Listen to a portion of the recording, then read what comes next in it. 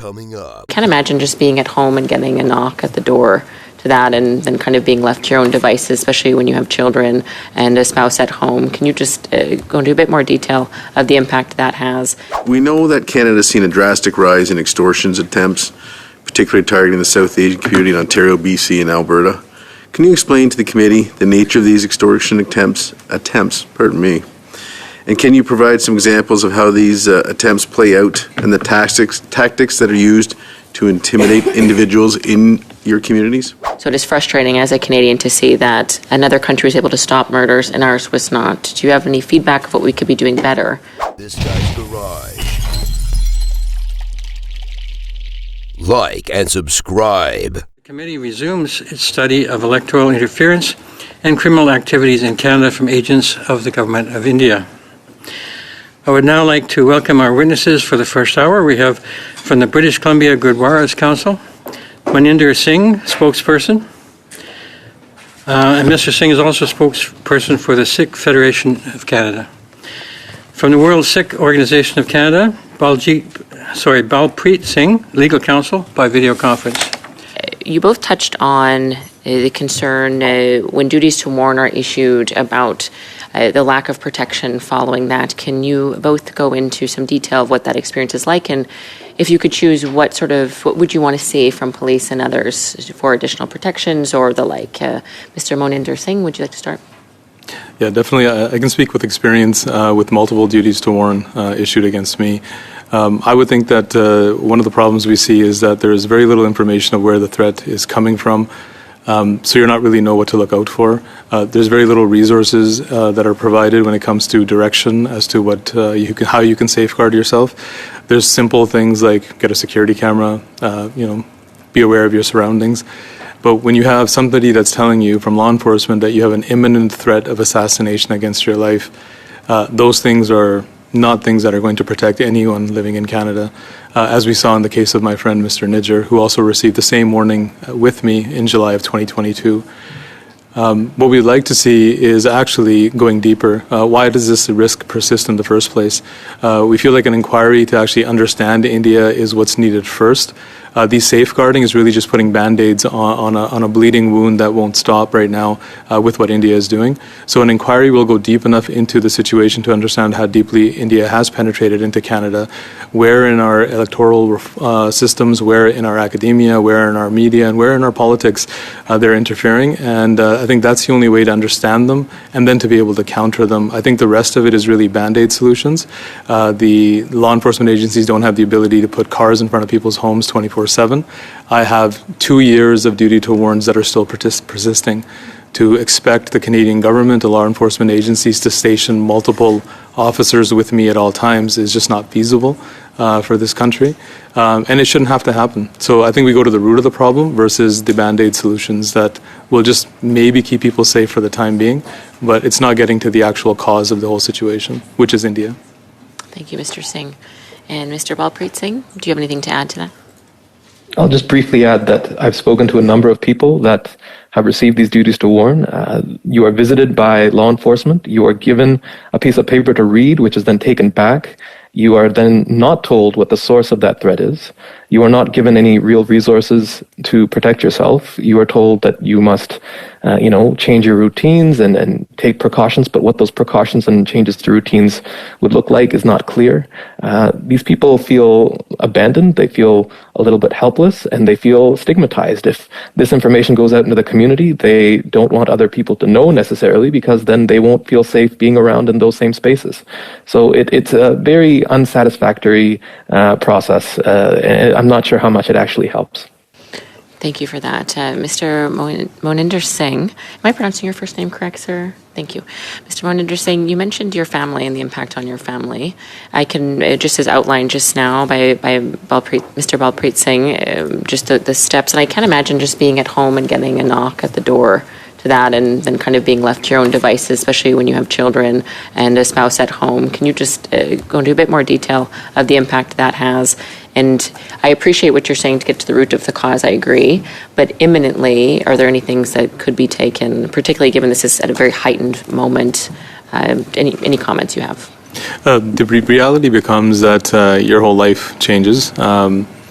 coming into rooms like this, you start thinking as to if, where's the safety here? If it's an imminent threat of assassination as law enforcement and its highest level of national security through the Inside Division that's what they're telling us, then me coming here, am I putting people in this room at risk?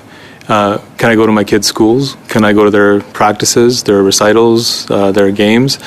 And it may feel like these are minor things until they happen to you, but your whole life flips upside down when things like that, and you don't want to be around people. The reality of the situation is that you want to protect people around you, especially those people you care about, and even those that you don't know, probably even more, because they have nothing to do with this.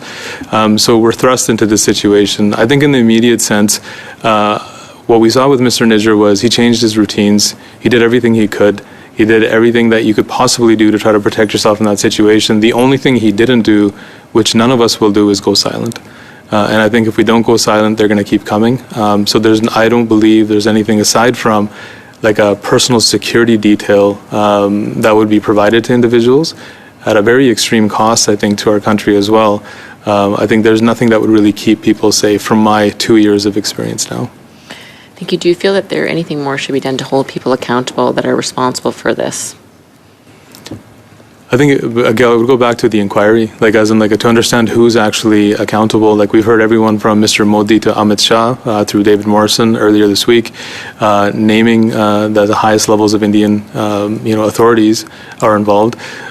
So I think we definitely do. One of the things I mentioned at the end was that diplomatic sanctions against Indian intelligence officials and their diplomats that have already been expelled from this country, those would help for sure. But I think ultimately we have to figure out what's going on here, as in what's going on in our backyard and how deeply India has penetrated here.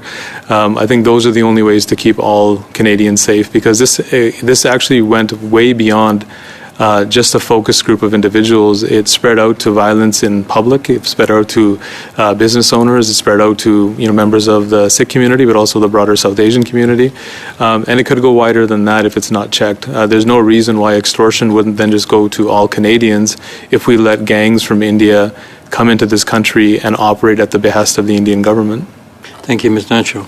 Do you believe, I know there's been this conversation's been happening throughout Parliament and across the country, that leaders of Canadian political parties should get their security clearances to know what's happening within their parties and have the appropriate intelligence to take action. Do you believe that all Canadian elected officials, leaders of our political parties should get their security clearances? I'll start with you, Mr. Singh. Moninder Singh. I would probably go as far as saying that anyone possible that could get that clearance should try. At least we know what's going on. I wouldn't get into the semantics of who and why or where, but we're watching closely, and we're quite concerned over the fact that we can be having very serious situations that are occurring in Canada. We have a lot of information that can be released. We see the Prime Minister and we see others that are actually speaking to the issue, so there is no muzzling that's going on if you are privy to the information that's being provided to you. So we would actually expect everyone, especially party leadership, to have that clearance, because then you can actually have a real conversation. When you don't get the clearance, one of the things that's being spoken about, I'll be very blunt, in the Sikh community is that people that don't want to know and then can actually walk away from a situation saying that, well, I never knew. That type of excuse is not going to fly, and I hope that's not what's going on. I don't pretend to know the inner workings of parties, but our expectation, I think, as Canadians, is that every party leader would have that clearance. Mr. Balpreet Singh, I'm going to ask you the same question, and I'm assuming you're talking about Mr. Moninder Singh, about Mr. Pierre Poilievre, the leader of the Conservative Party, who's refused to get a security clearance to have the full information, as he's the only leader who has refused that. Mr. Balpreet Singh, the same question to you. I would concur. I think all party leaders should have that clearance and should receive that information. My initial inclination was that this information should be made public. We need to know which MPs are working for foreign governments. But I appreciate that there are intelligence considerations, and that's probably not going to happen. But at the very least, our party leaders should know so that they can take actions within their own parties. My first question is for both of you gentlemen, please. We know that Canada has seen a drastic rise in extortions attempts, particularly targeting the South Asian community in Ontario, BC, and Alberta. Can you explain to the committee the nature of these extortion attempts? And can you provide some examples of how these attempts play out and the tactics that are used to intimidate individuals in your communities? just by saying that primarily targeting the Sikh community and the Punjabi community versus the South Asian community at large. So I would like to point that out. The second part of that is like how it actually plays out. What we've seen in multiple kind of reports that have come out is that India is using these nexus of gangs, individuals that might even be in prison in India that have been given a free-for-all to kind of go out and extort people out here. Now that extortion happens when people have entered this country and they've started into criminal activity, or they came here with the intention of conducting criminal activity. And those people then organize. They're coordinated through Indian proxies and middle persons that are within the communities and the areas that you've set out. And they're being coordinated through both the Indian consulate offices in Canada and along with their gang nexus as well. So when they go to somebody as a business person and they say, give us $300,000 or we're going to get you, we're going to kill you, we're going to do this to you, they burn down a townhouse complex they're building, they burn down a house they're building as business people, they shoot up their home where they have their family and their kids at home, and people have been known to give extraordinary amounts of money in the millions of dollars to try to protect themselves. They're afraid of going to law enforcement because they've been told not to, and I think that speaks to the fact that they don't think they're safe. So I think that's a very brief way of kind of putting it to your question as to how the whole thing operates. But it's a very elaborate way of India, their Indian consulates, their diplomats that have been expelled, and a nexus of gangs and individuals they brought over here to do their dirty work for them. Thank you, sir. And Mr. Balpreet Singh, do you have anything to add to that? Yeah, I've got a couple of things. So the extortion comes in two different forms. One is a smaller level. It's not about money. It's about behavior. So getting documents signed by individuals saying that they believe in, the unity, integrity of India, and then threatening them that they would make that public, or making other statements that they've signed public. That's one way of forcing people, or saying that you won't get a visa, or your family might be threatened. All of this is a smaller level of extortion, but the game plan for the, multi-million-dollar type of extortion is to paint Canada as a unsafe country to further a narrative. And in that situation, we're seeing businesses being asked for amounts that they simply can't pay. And the real purpose is to strike terror.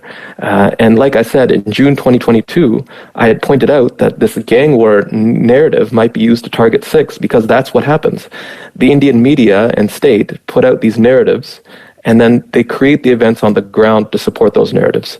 So that's what we're seeing here. That Canada is unsafe. It's overrun by Khalistani extremists and gangs and Punjabi gangs, and they make that a reality. Thank you for those answers. Obviously, we're hearing a situation where there's got to be great fear in your community over these situations and these extortion attempts, and not just all our attempts. Some of them are successful, unfortunately. A while ago, our Conservative colleague Tim Uppal brought forward a private member's bill to try to help address this issue and to address the dramatic rise in extortion offences. And in this private member's bill, there was going to be parts to establish mandatory minimum penalties for the offence of extortion, establish a mandatory minimum penalty for the extortion to capture all instances of extortion committed for the benefit of, at the direction of, or in association with a criminal organization. It was also to restore the mandatory minimum penalty of 4 years for the offence of extortion with a non-restricted firearm, and also to establish arson. And earlier you mentioned there was some definitely arson. Mr. Shipley, could you wrap it up? Good. I'm only at 4 minutes 30 seconds, so I think I've... Okay. Our timing is a little off here. So sorry about that. I was just about through to my end there. And our last point was to establish arson as an aggravating factor for the charge of extortion. You had mentioned definitely arson as part of this extortion. This was voted against by both the Liberals and the NDP, as was put forward by our Conservative colleague Tim Uppal. Do you not think having harsher penalties would make your community feel a little safer in these instances? I know we're almost out of time, so maybe I'll just go to Mr. Balpreet Singh and ask for his comments on it. To be honest, I'm not completely familiar with the motion. I mean, in theory, I think it's absolutely true that there need to be penalties for this sort of behavior. And one of the things that was mentioned before, why is Canada a soft target? The reason is that you can engage in espionage here. You can pass names on, video on, surveil people, and there's no penalties for it. Now, Germany has tried Indian agents, and that has had, I believe, a chilling effect. But here in Canada, there are absolutely no consequences to the type of behavior India is engaging in. Thank you, Mr. Shipley. We go now to Mr. Gahir. I'm just a little bit disappointed from the line of questioning from my colleague, Mr. Shipley. We know that mandatory minimum penalties are not going to stop the Indian state from engaging in the activities that they're doing. We also increased the maximum penalty for extortion as well, and obviously that's not going to stop India, but that is something that our government obviously implemented. I want to thank both witnesses for appearing in this committee. We've seen that whenever the Prime Minister has spoken about this issue, both last year and again this year, and when the RCMP has spoken about this issue of Indian interference in Canada, we've seen this flood of misinformation and rightfully disinformation that emanates from India, from their media sources, from their government. Can you speak about the dangers of that disinformation? Because, I may look at that and see it as disinformation for what it is, but I guess the worry that I have is if that is then quoted by international sources, it receives a primer of legitimacy. That's my worry. So I wanted both of you to talk about that. Balpreet, maybe you first? Sure. So this is a real problem. We see Indian narratives that are parroted by Western media, Canadian media, and that was the case during the 2018 Trudeau visit to India, that this narrative of so-called Sikh extremism was used to completely taint that entire visit, but it was completely based on a false Indian narrative based on planted stories. Currently, we are seeing many of the similar things. India creates a narrative and puts out false news, and then, frankly, puts Canadian lives at risk. We have seen an individual here in Canada, I won't use the name, but he has absolutely nothing to do with any sort of extremism or anything else, but his address and his name and his picture have been put into Indian media as a so-called Sikh extremism. He's afraid of living at home. He can't sell his home because the house is now a tainted property. But this information is just absolutely crazy, and I think there needs to be steps by Canada to point it out, because it's just, Canadian consumers of this are also very large. Indian media is read by Canadians as well, so something needs to be done about that. To that, the disinformation and misinformation also leads to a polarizing of communities within Canada, which is a very unfortunate situation we're finding ourselves in now. This is not a fight between Sikhs and Hindus in India. This is not a fight between Sikhs and another community or another community and another community. This is actually a struggle now for those that believe in the sovereignty of this country in protecting it from rogue actors like India. That is the actual fight that we're facing right now. So the misinformation and disinformation, it polarizes communities. There's hate crimes that are committed, which we're seeing a rise in against the Sikh community as well.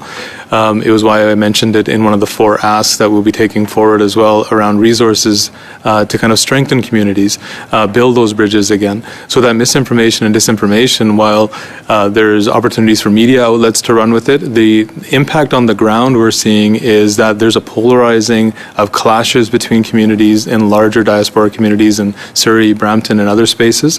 We're seeing them polarize. We're seeing hate crimes on the rise against the Sikh community because India's misinformation and disinformation is not only just in media and through their media, it's on social media. And social media, as you all know, is just a horrendous space for people to be ill-informed and misinformed very, very quickly.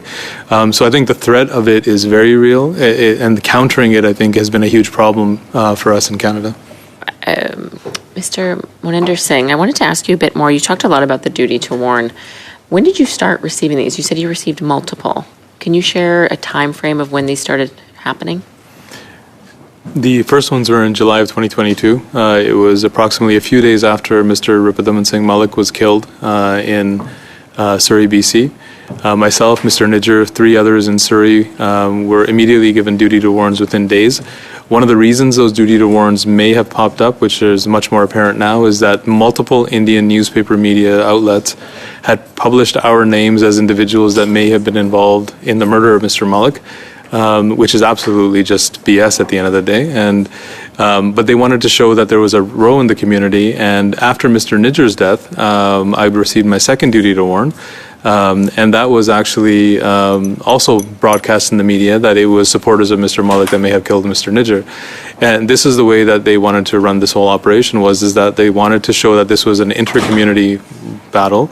They were wanting to remove Sikh leadership from this country, and then they had multiple other threats, which after the indictment in the U.S. opened up, was very clear that it wasn't just going to be limited to Mr. Nijjar, Mr. Pannu, and others. It was going to be a whole bunch of other Sikh leadership in Canada, especially, that was going to be eliminated.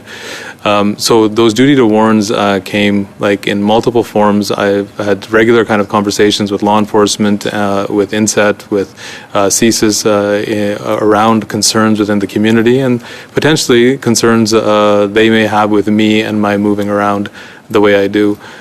So I think that you get the duty to warns, and for me it was at very interesting times. It was after the murder of 2 Sikhs in Canada that I received both of those warnings, and they're continuing till now.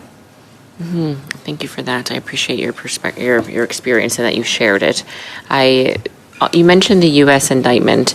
The Americans were able to thwart the murder, and with that indictment, I'm wondering if you feel that there are things that the Americans did to prevent the murder that we could be doing moving forward to ensure that more Mr. Nijjars, for example, are not murdered. I take issue with the fact that we weren't able to stop those murders from happening from a foreign government. Our party obviously cares very deeply about this country, and foreign interference is a serious issue that is deeply assaulting to all of us. And to see it from India to get to such an extent that individuals are being murdered in Canada is completely unacceptable. So it is frustrating as a Canadian to see that another country was able to stop murders and ours was not. Do you have any feedback of what we could be doing better so that we can stop future ones? And I appreciate that the recent announcement addressed 13 individuals who were in peril, and so our hope is that those individuals are no longer in peril, but we're not sure if that is the case. So any further information you can provide in your perspective would be welcome. I think the way the United States is set up with their interests first, taking care of their country, their citizens, I think that's something that we don't understand where, as citizens of this country, where our interests are right now. As Balpreet Singh stated, is it with the human rights and right to life and freedoms that we have in this country, or is it with keeping India as a strong partner? And that is something that only this Foreign Interference Commission, this study, and other actions that the government will take in the coming months will actually show us as to where do they put Canadian lives versus relationship with India, treating India with padded gloves versus framing Russia and China as hostile actors.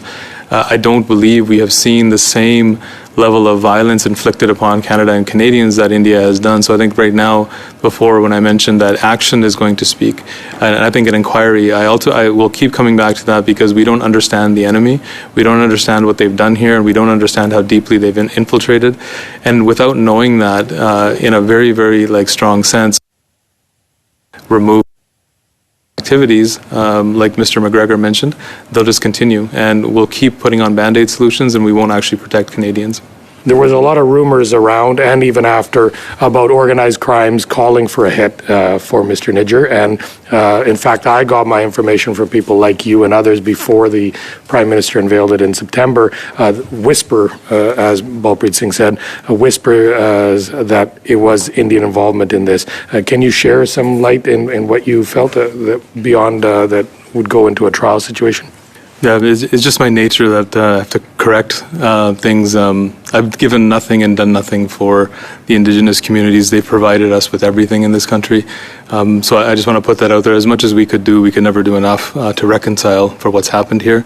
On the actual question, the months and weeks leading up to Mr. Nijjar's assassination, there was a lot of information that was just in the community. It was he was warned days before by law enforcement that his life was at risk. He was supposed to be meeting with intelligence a day after he was killed for more briefings as well. But he was continuously warned for a year. We've got our warnings in July of 2022. He was the only one amongst us 5 that was repeatedly receiving those warnings. But he kept saying the same thing from every stage that he spoke on, that he had the right to speak, that he would not go silent, that he had the right to speak. If people didn't like what he was saying, that was a different thing. And that happened right up until the day of his assassination on June 18th, 2023 at approximately 12 p.m., so just a few hours before he was gunned down, is that he actually stated from the stage that I may not survive, that people should move on with the struggle, don't go quiet, You have a duty to your people to speak out. And that's kind of like what we remember about him. And that's why I think one of the reasons I'm in this room is because of him. And I think a lot of us are here because that is the catalyst that all brought us into this space now, with the revelations that kind of came out of that. So I think it was, I think the community felt a bit helpless. And when we look back at that moment and we look at him, did we do enough to protect him? Did we do enough as a community? But then we have to get out of that to think about, like, well, for a year he was kept getting warnings and warnings and warnings and no one did anything.